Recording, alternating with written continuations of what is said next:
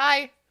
Welcome back to another episode of Mundelein Minute. I have to look, it is May 25th May 25th. already. Almost Memorial Day. I apologize. We didn't have an episode last week. We were supposed to talk about what is the staff or the Open Meetings Act. We had two topics to kind of And go that was over, him. and That was all his fault. it was all my fault. I had an absolutely crazy week, and Sorry. sorry. Yeah, it didn't But happen. we're back. We're back.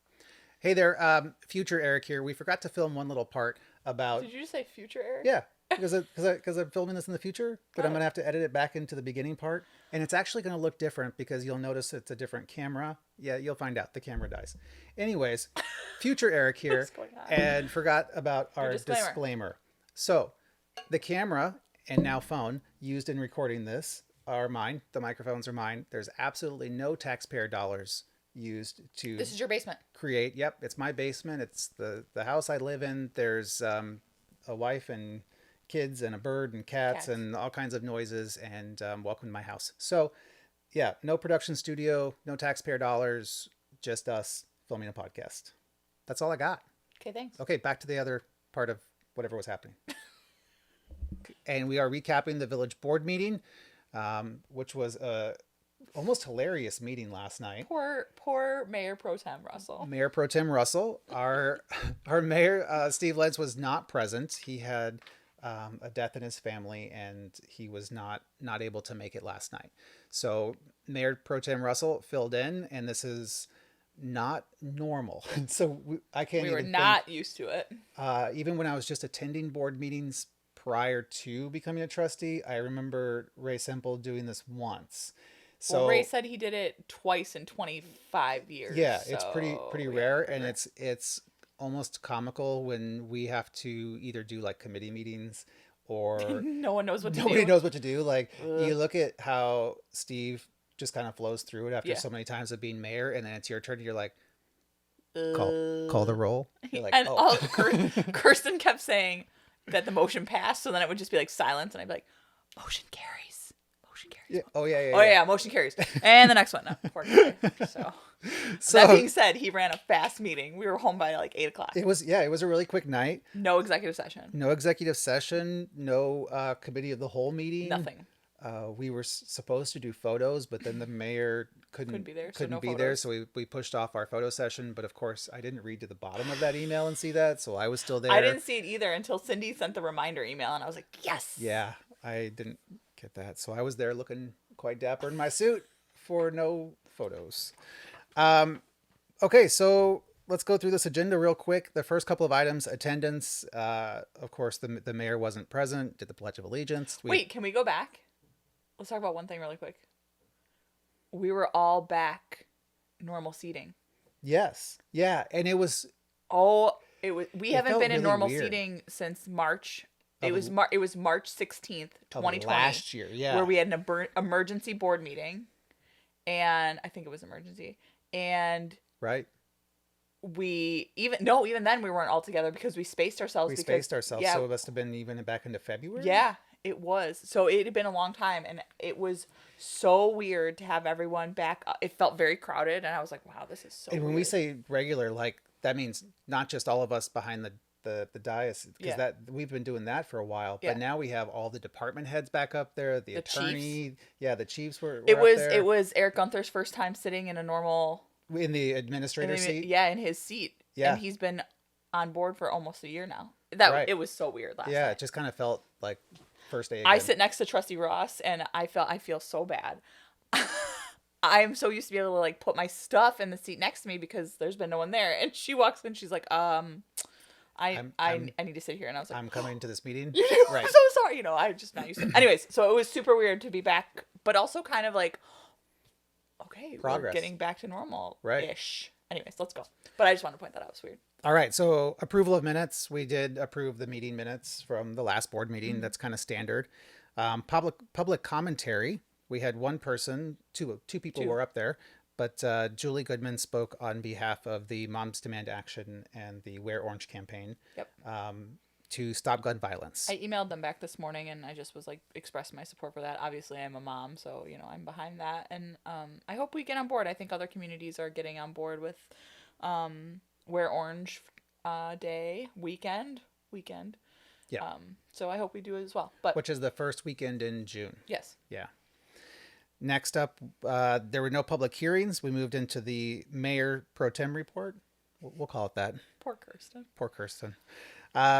We did some presentations, announcing some at the promotions. police department, yeah. Yep, of Commander Pointer and Sergeant Gunther, and it was, I have to say, it was kind of emotional with both of them cried. with Sergeant Gunther. Yeah, and both Gunthers cried. Well, true, and it was neat. Of course, Sergeant Gunther's brother is the village administrator, Eric Gunther, and to see just their relationship, I know, and then to see that their parents were there, and mom and dad both looked so proud. It was so sweet. That got me. They both just like looking so proud. I was like, oh.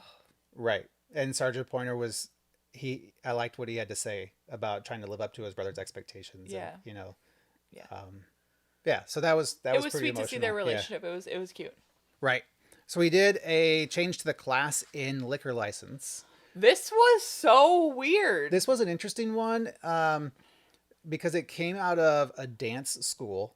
Yeah, and I was reading it. When I was reading the packet, I was like, huh? I was like, okay, a dance school? That's interesting. So we have a class in liquor license already. So what this liquor license... Class N allows you to do like hair salons. So yes. You could go get a pedi and drink a mimosa. Right, exactly. And yeah. You're capped at like 2 drinks for the entire day, so you can't come in and have 2 drinks and then come back 12 hours later and have 2 more. Like, you're capped for the day. There's limitations on it, and it's been cost prohibitive to businesses because of the liquor license cost was $2,000, $2,500. Yeah. So because there's really no way for a business to generate income off of this, one, the person has to be utilizing the services at the place. Right. And then 2 drinks is not going to generate you a ton of income. And I would argue that most people do this, like, in theory, this would be done like free drink. Like you would get a... And chances are, yeah, you're not stocking... It's like a value add to your service. You're not stocking a full bar. Right. You're not like... Right. So what we did was we added in the dance school as part of this classification, and then lowered the fee from $2,500 to $500 to make it more in line with what the income is that they'll probably be making. Yeah, my vision is that they'll offer parents like wine or at like a recital. Right, exactly. Is what I'm thinking. Yeah. I mean, I could be totally wrong, but that's like what I'm thinking. But anyway, It was super weird to see this. I was like, what is going on? So right. Could you do me a favor? Will you lower your microphone just a little bit? Out of my face? Totally. There you go. Now people can see you, right? I hope no one watches this. Just listen to it. Just listen to it while you're working out. While you're working out. That's right. So we did change that. And then we approved the mayor's appointment of John Matusek to the Arts Commission. And he took his oath of office. Yep. And then there was the proclamation. This was a board proclamation, which we'd never seen before. But instead of a mayoral proclamation, this was a board proclamation. I don't like sitting like this now. I'm a mess. Hold on. Okay. Now I'm like sitting. My mom's gonna yell at me that I wasn't sitting up straight, and the microphone. I mean, look at me. I'm lounging Mom, with the hat on, covered in cat hair. I mean, I have leggings on. That's fine. Yeah. All right, so yeah, proclamation. So we had a village board proclamation recognizing LGBT Pride Month during the month of June in the Village of Mundelein, and this was pretty neat to see. This also got emotional. It did get emotional. Chris got up. Yeah. Chris Woodard, who asked for the proclamation, got up and she presented the board with pride flags or anybody in attendance. And her wife was there, and they were talking about how they've lived in Mundelein for 34 years in Loch Lomond, and how they feel the welcoming community, and that and now it's like kind of official. Yeah, this just means so much to them. So this was great to see come to a reality. Yeah, it was good. Yeah. On to trustee reports. I filled in for community and economic development for Mayor Pro Tem Russell, and we had the final planned unit development for Sheldon Woods. This was a ginormous part of our packet. Like 800 pages. 800 pages. Well, the whole packet was like 7 something. So I think this was literally like a ream of paper. Yes. all of the plans for everything associated with this Yeah. this development and the PUD associated with it. So we passed that, and next was the DeBruler Company Development Agreement. And this is an interesting one. It's two different developments, but wrapped into one redevelopment agreement. One of them will become one of our very few TIF projects. The other is not in a TIF, it's just right outside of it. And what's happening here is there's going to be a market rate apartment building that's in the TIF district downtown, right across from the water building on Chicago. And that will be 54 units. Yeah. And then there's going to be another development off of Holly and... Oh my gosh. I am so bad at this down here. Holly and McKinley? Yeah, right by Ace Hardware there. Yeah. And is that McKinley? The lock store. MGM. Yeah, MGM. So that will be razzed, and the property next to it, there's an alleyway that the village is vacating to combine two properties to create parking and a senior apartment. Yes. Building. Which we need. More senior housing is good. Yeah, and that was received really well when it was first shown to the board last year. Yeah, it's a necessity. There is a shortage in Lake County as a whole, and especially here. So when you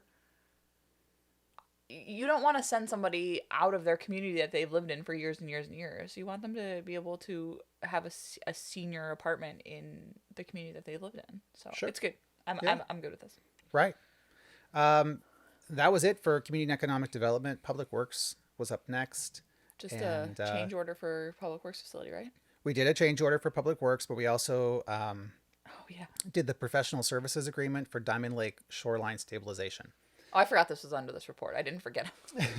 So this one, I asked a question about it because when we met for the budget meeting, we set aside money for the shoreline stabilization, but said, hey, we're only going to do this if the feds pay us. If the feds pay us. And here we are, we're doing the engineering early because we know that money's coming, but we don't have it yet. So I'm with you. Like, I was a little bit concerned about this, but then I get hesitant of like putting things off because it won't get done this year. And then it's another year of erosion that will occur there and us not protecting the property there and the lake as a whole. And the reason that I was in favor of it was because we are able to use this engineering next year. Yeah, it's not going to become obsolete. It doesn't go bad. Yeah. So we can continue with this project. If for some reason we don't get stimulus money. Correct. From the federal government. But I have heard and was told that it's coming. It's coming, and there's even like a date range that has been told. So like it's pretty much in here. But to me, this is that we need to do this because A, being good citizens, and B, we have to protect the natural resources of Diamond Lake. So right. So next up, I'm looking at my camera. It's flashing right up there for the battery. Oh, no. Should have charged that. It's gonna die. Next up was the Nimac Electricity Bid. So changing over the street lights over to different electric collaborative bidding process to get lower rates. And then we did just similar to the professional services agreement for Diamond Lake. We did the same thing for the Park Street Alley, and we asked the same questions because that's the same scenario where we said we were putting that money off to the side, and we're actually paying this one a little bit differently because there goes the camera. So what happens now? I don't know. What do we do? I don't know. All right, let me. All right, we're back. So the camera died. Better than ever. Better than ever now. Using a phone to record. I haven't done this. Yeah. Quality's fine. Quality's fine. So we were talking about... Yeah, Park Street Alleyway. Park Street Alleyway, yep. So that we... Funds. Pulled those funds out of the $150,000 that we set aside for Park Alley. Correct. Park Street. No, Park Street closure. Closure, right. The alley was now part of that. So the alleyway is now part of that, but this is only the engineering part of it. Yes. Yep. Okay, so next up we did another change order, number 48. When are we done with this public works building? So Mr. Boucher and I have gone back and forth via email because I did ask that. Yeah. And he gave me like a whole detailed report and spreadsheet and everything. Which and, he doesn't surprise me. No, it does not He's an surprise me. engineer, Yeah, he's totally an engineer. So we're really close. We're really close to the end of this. Okay. So, and under budget. And there's rumor on the street that there will be an open house this summer. That's awesome because I think I'm the only trustee that hasn't had a tour yet. Oh yeah, you had the Rona when we did our tour. But I will say that our tour was like before everything was in it, so it'll be good to see Like now. actually what? Yeah. So next up was the Stay tuned for that. excuse me, the National Pollutant Discharge Elimination System Annual Report. I'm glad I could read that one straight. So this was just a report only. There wasn't anything to actually talk about. But it's on our website if anyone's interested about what goes. It's basically what we put back into the water system. Yeah. And we learned. Did you do the wastewater treatment tour with me, or did I do that on my own? You did that on your own. We are ahead of the game on how we treat our water and what we put back into the Des Plaines River. So we go above and beyond. But read it for yourself online. Vehicle purchase. So we waived bidding and accepted proposals. And what we do is we join the State of Illinois Joint Purchase Program and the Northwood Midwest Municipal Conference Suburban Purchase Cooperative. Big fancy words for better pricing through bulk purchasing. Yeah. So wait, really quick. Why is this all under public works? There's an ambulance. Why wouldn't this go under public safety? How does this work? What? Oh. Hey. Well, because public works manages the entire fleet. There you go. So public works handles police, fire, and their own vehicles and the administrative cars. Yep. So everything gets purchased out of their budget, basically. Yeah, there's a separate budget for just vehicles. But when the fire truck breaks, the fire department doesn't just flip the hood up and actually the cab forward, I guess, and start working on it. They have public works handle that. So public works is the group that handles all the vehicles. Everything. And not just vehicles, but also all of the additional equipment, anything that really has an engine. The generators, the fire department and the police station have generators. All of that is still under their purview. So I was up next again here for Finance Committee. We passed an ordinance approving a banking services agreement with Mundelein Community Bank. So this is a lot of fancy words and a resolution and an ordinance for us to switch banks and save money. Done. That Sounds really good. is what it is. Yeah. We did our normal governing body bill approval for May 11th, between May 11th and May 24th, for a total of $1,759,512.72. Good job reading that number. I don't want to read that number. No? Thank you. Okay. Nope, I'm good. Thanks. Next, this was a really important one, and I even recognized staff in this, was the ERP system, the OpenGov ERP system. And we talked about this before. This is a system that is coming online that is going to help our staff on the back end and constituent and resident services on the front end, and even business services. Yeah. It is going to be a much easier platform for you could just end it right there. Yeah, for easier platform. everybody. Yeah, to interact with the village. Yeah. And we're looking forward to that.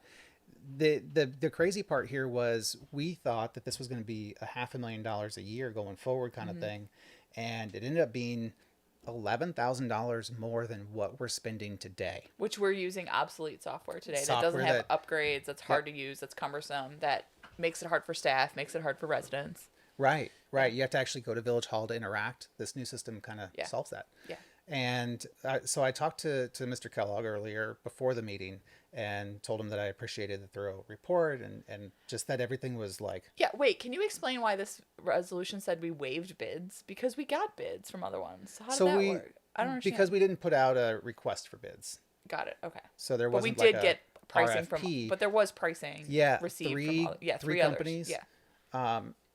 So I told him was grateful for the amount of work that staff put in to get this done, to see how much actually had to go into it to find out what services were offered at what price point. Yeah. And OpenGov has different modules. We're actually getting the entire OpenGov suite. And when I asked him, I said, one of the things that wasn't in the report was, what's the time frame look like? And he said it's going to be up to a year before we totally launch the entire platform. But we'll be able to launch some of the constituent services and the online stuff that the residents and constituents will see on the front end prior to launching everything else that we'll do on the back end. And that we don't have to have all the finance data up yet. We don't have to do all of that work on the back end. That's going to be a lot of data moving. We can still launch constituent services. So we should still see some changes, some positive changes in the near future as we finish rolling out the professional services end of it on the backside. Cool. Let's do it. Yep. Do the things. The last one under the finance committee was debt collection fees. So this is an interesting one. Well, we pay. We don't collect our own debts. We outsource it to a debt collector, right? Right. Yeah. But now we're charging the person that we're going after for those debt collection fees. Oh. So it can be up to like 35%. And so, yeah, when if we have to hire an attorney to come after you for a parking ticket, then I hope we don't do that. I don't think know. we do.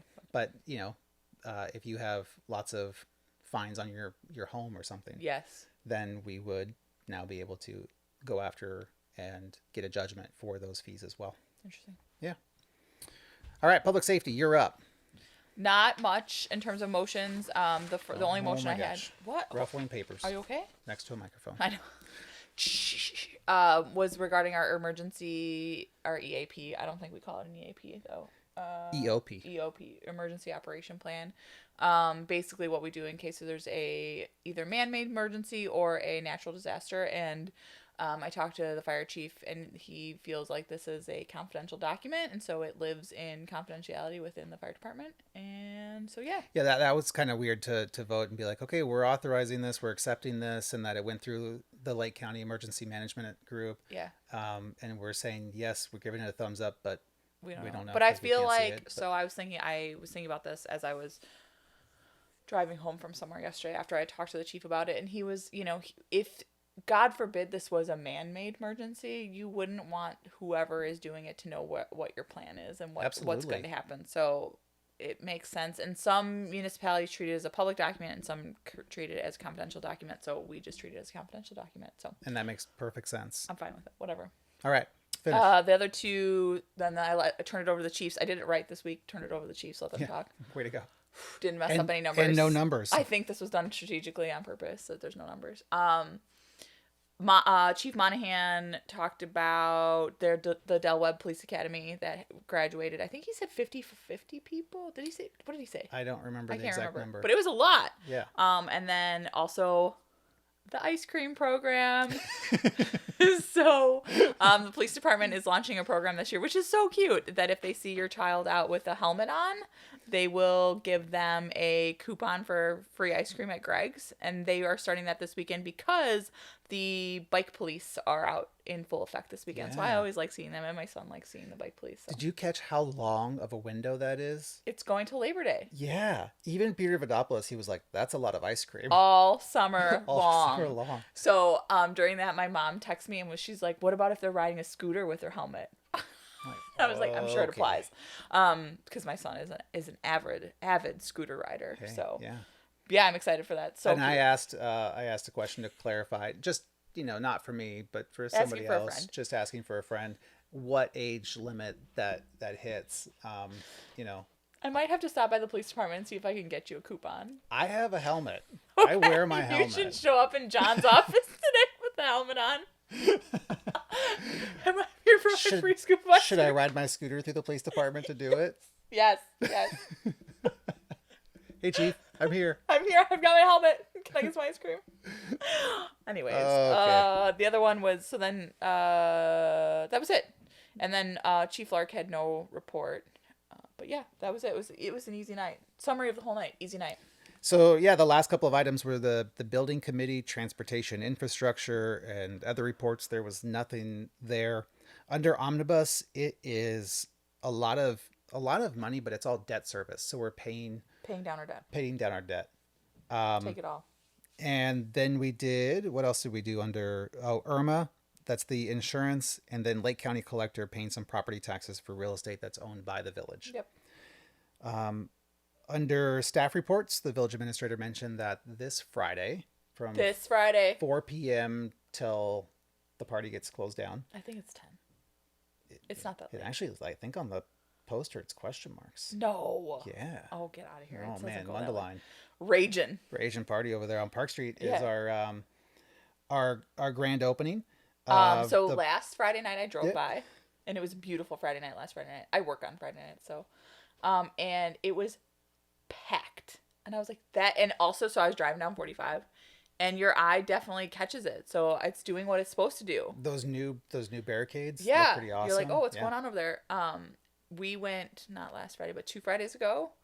I was off, and it was so fun. My son got on stage and sang "You Are My Sunshine" and "Happy Birthday." So yes, the entertainment was spectacular, but it was so fun. It's really nice to be out there. So I hope people join us the 28th for the official grand opening. Yep, and then they even gave us last night the posters for concerts in the park, which are back. Yes, and that's gonna be awesome.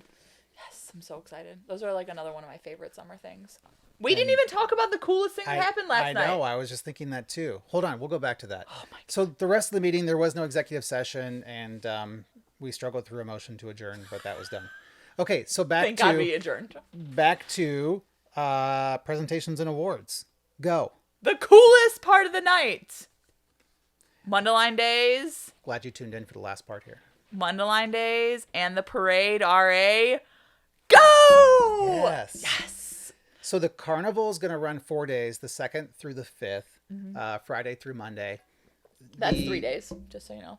Isn't it? 2nd, 3rd, 4th, 5th. That's 4 days. Shit. Can you edit out my SHIT that I just said? Nope. That's sticking in there. This is I was thinking 5. 5 minus 2 is 3. Not 4 days. Okay. So, anyways, the Mundelein Community Days, the carnival is 4 days, the 2nd through the 5th. The rest of the Community Days festival is 3 days. Is 3 days. There we go. That's what I was thinking about. Saturday, Sunday, Monday. The fireworks will be on Sunday, on the 4th. The parade is Monday. The 5th. The 5th, yep. And so this comes with an interesting caveat, if you will, that we're expecting this year to operate at a deficit. But here's how you solve this. I just texted some of my mom friends, and I was like, hey, Mundelein Days is going on, but I need you guys to go and drink a lot of beer. Yeah. So oddly, this is the way you solve this is food and drink alcohol. We say that knowing that our contributions from the business community are down, which is totally expected this year.